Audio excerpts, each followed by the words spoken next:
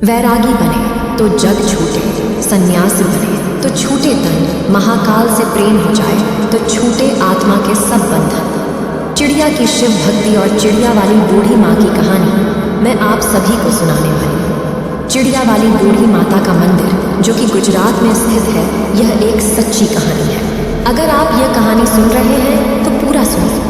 इस कथा को आधा अधूरा छोड़कर जाने की गलती मत करिएगा, क्योंकि इस पवित्र कथा को आधा अधूरा छोड़ने से आपको पाप भी लग सकता है। इसलिए इस कथा को पूरा सुने। आप शिव भक्त हैं तो भोलेनाथ का अनादर ना करें। विश्व प्रसिद्ध बनारस के विश्वनाथ मंदिर काशी विश्वनाथ का दर्शन कराते हुए हम इस कहानी को शुरू करते हैं। प्रीति करो महादेव से, मत मांगो फलदान, तज कर फल की कामना, करिए भक्ति निष्काम। एक गौरैया पक्षी का जोड़ा एक बड़े से मंदिर में उसके पास स्थित पेड़ पे रहा करती थी, और उस शिव मंदिर में जब भी पूजा पाठ सुबह शाम जब भी आरती होती, तब वो दोनों पक्षी वो दोनों चिड़िया उस मंदिर में आते और भगवान शिव का आराधना करने लगते और घंटों घंटों बैठे महादेव की भक्ति में लीन रहते। इतनी भक्ति करते, निराधार भक्ति करते कि उन्हें अपने तन मन का अगल बगल के होशो हवास का कोई पता नहीं रहता। उन दोनों पक्षियों का रोज का यही नियम था। सुबह शाम जब भी मंदिर में घंटी बजती आरती होती, तब ये पक्षी उस मंदिर में पहुंच जाते और भगवान शिव का आराधना करने लगते। उसके बाद अपने बच्चों के लिए और अपने लिए चारा पाने का व्यवस्था करते। उन दोनों पंछियों का, दोनों चिड़ियों का यही रोज का नियम था। और उसी मंदिर के बगल में थोड़े ही दूर पर एक बूढ़ी माँ का घर था। उस बूढ़ी माँ की कोई संतान नहीं थी। उनके आगे पीछे देख रेख करने वाला उनका कोई नहीं था। वह अकेले अपना जीवन व्यतीत कर रही थी और उस बूढ़ी माँ को पक्षियों के प्रति बड़ा लगाव था और चिड़ियों को, पंछियों को बहुत प्रेम किया करती थी। उनके लिए रोज नित्य प्रति अपने घर की छत पर पानी, दाने, यह सब चीज़ें डाला करती थी। उस बूढ़ी माँ का यही काम रोज का था और वो दोनों चिड़िया उस बूढ़ी माँ के छत पर आते और आसानी से दाना चुगते, खाते पीते और उसमें से कुछ अपने बच्चों के लिए अपने साथ ले जाते। इसी तरह उनका जीवन व्यतीत हो रहा था। उस बूढ़ी माँ के कारण उन चिड़ियों का पेट भर रहा था और साथ ही वह आराम से निश्चिंत भगवान शिव का आराधना कर रहे थे। अब इसी तरह दिन गुजर रहे थे। एक दिन की बात है, वो बूढ़ी माँ बीमार हो जाती है। वो अपने बिस्तर पर पड़ जाती है। उनका बहू बेटा तो कोई था नहीं कि उनका उपचार करता, उन्हें दवाई वगैरह लाता। अब बूढ़ी माँ बिना दवा के, इसी तरह बिना सेवा के बिस्तर पर पड़ी रहती। अब वो अपने छत पर दाना पानी नहीं डाल पा रही थी। अब जब वह गौरैया पक्षी उस बूढ़ी माँ के छत पर दाना चुगने के लिए आते तो वहाँ दाना पानी नहीं देखते हैं। तो वो सोचते हैं कि बूढ़ी माँ कहाँ चली गई, दाना पानी क्यों नहीं डाल रही है। इसी तरह 2 दिन बीतते हैं, 3 दिन बीतते हैं। धीरे धीरे वो बूढ़ी माँ कमज़ोर होने लगती है। बिना दवाई दर्पण के एक दिन उनकी मौत जाती है। अब जब वो पंछी देखते हैं कि बूढ़ी माँ का कोई पता नहीं चल रहा है और छत पर दाना भी नहीं डाला जा रहा, तो वो घबरा जाते हैं और बहुत ही परेशान होते हैं और उस बूढ़ी माँ को पूरे गांव में आस-पास ढूंढने लगते हैं, खोजने लगते हैं। खोजते खोजते दोनों थक जाते हैं। तो उसमें से जो मादा गौरैया थी वो अपने पति से कहती है, स्वामी, बूढ़ी माँ का कोई पता नहीं चल रहा है। बूढ़ी माँ कहाँ चली गई? वो हमें दाना पानी दिया करती थी और अन्य पक्षियों का देख रेख किया करती थी। वो कहाँ गई?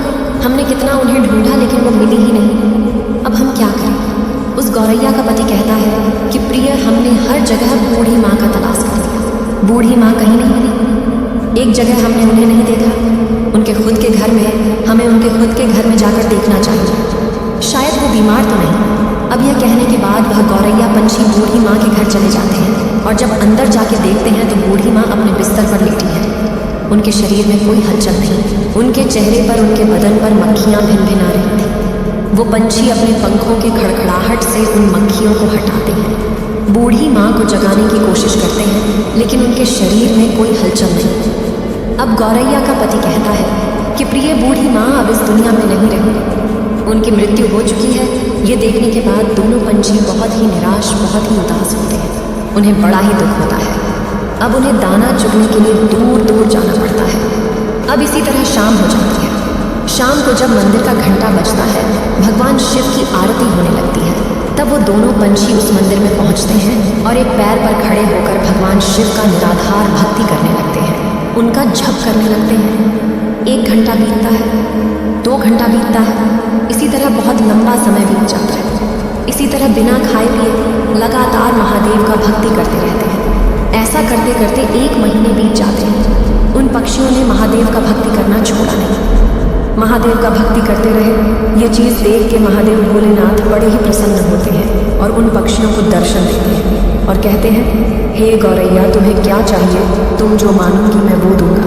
मैं तुम्हारी इस अखंड भक्ति से बड़ा ही प्रसन्न हूँ। छोटी सी जान होते हुए तुमने अपनी क्षमता से बाहर भक्ति किया है, इसलिए मैं बहुत ज़्यादा प्रसन्न हूँ।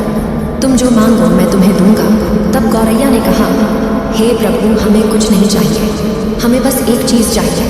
आप हमारी उस बूढ़ी माँ को, उस पुण्यात्मा को फिर से हमें लौटा दीजिए, उन्हें जीवित कर दीजिए, बस हमें यही चाहिए। भोलेनाथ ने कहा, हे पक्षियों, यह सृष्टि का नियम है। अगर जो मर जाता है वो कैसे जीवित हो सकता है? मैं सृष्टि के चक्र में कैसे बाधा बन सकता हूँ? तुम और कुछ मांग लो। तक उस चिड़िया ने कहा, नहीं भोलेनाथ, हमें कुछ नहीं चाहिए, हमें बस हमारी बूढ़ी माँ चाहिए और कुछ नहीं, आप हमें वापस कर दीजिए। तब भोलेनाथ ने कहा, पंछियों, अब वह बूढ़ी माँ का शरीर गल चुका है, उसमें से कीड़े निकलने लगे हैं, उनका शरीर क्षत विक्षत हो गया है, मैं उन्हें कैसे जीवित कर सकता हूँ? उनका शरीर ही ठीक से नहीं रहा तो उसमें प्राण कैसे फूंकूं? तब वो दोनों पंछी, दोनों पति पत्नी हट करने लगते हैं और कहते हैं, प्रभु, आपने हमें वचन दिया था कि तुम जो मानोगे मैं दूंगा, तो प्रभु आप अपने वचन से पीछे हट रहे हैं।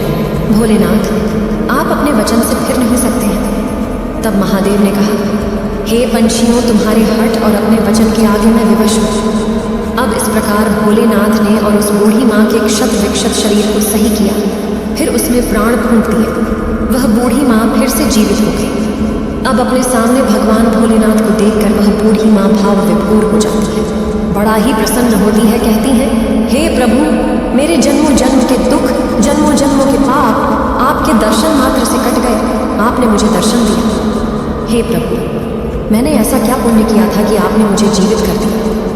तब भगवान शिव ने कहा, हे बूढ़ी माँ, तुम्हें मैंने तुम्हारे कारण नहीं जीवित किया है, मैंने तो तुम्हें उन दोनों पक्षियों के लिए जीवित किया है।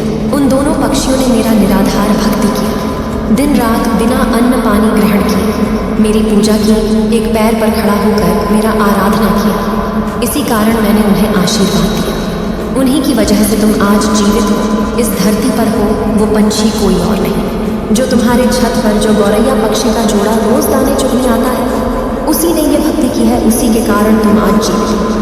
अब उस बूढ़ी माँ ने दंडवत प्रणाम किया और फिर भोलेनाथ वहाँ से अंतर ध्यान हो गए। फिर वह बूढ़ी माँ फिर से अपने छत पर दाने डालने लगी, पानी रखने लगी और वह पंछी, वह गौरैया पक्षी का जोड़ा उस माँ की छत पर आते और पानी पीते, दाना चुगते। तब उस बूढ़ी माँ ने उन गौरैया पक्षी से कहा, हे पक्षियों, तुमने मुझे जीवन दान दिया है, भगवान भोलेनाथ का आराधना किया, अपने दिए ना मानकर मेरे लिए मंगा। हे पक्षियों, मैं ये चाहती हूँ तुम मेरे घर पर ही वास करो और नित्य प्रति मेरे आंखों के सामने रहो। अब यह सुनने के बाद उस बूढ़ी माँ का प्रस्ताव वो दोनों पक्षी स्वीकार करते हैं और उस बूढ़ी माँ के घर आकर रहने लगते हैं। इसी प्रकार दिन बीतने लगते हैं और उस बूढ़ी माँ का चर्चा गांव-गांव में फैलने लगता है। दूर दराज तक फैलने लगता है कि एक बूढ़ी माँ है जो मरकर भी जीवित हो गई और उनमें अजीब सी शक्ति आ गई है। अब इसी तरह उस बूढ़ी माँ के पास धीरे धीरे करके एक एक लोग, जिनको कोई दुख रोग होता, उनके पास आता और अपना कारण बताता। भगवान भोलेनाथ के नाम पर पूजा पाठ कर दिया करते, तब उन लोगों का दुख दूर हो जाया करता। धीरे धीरे लोग ठीक होने लगे।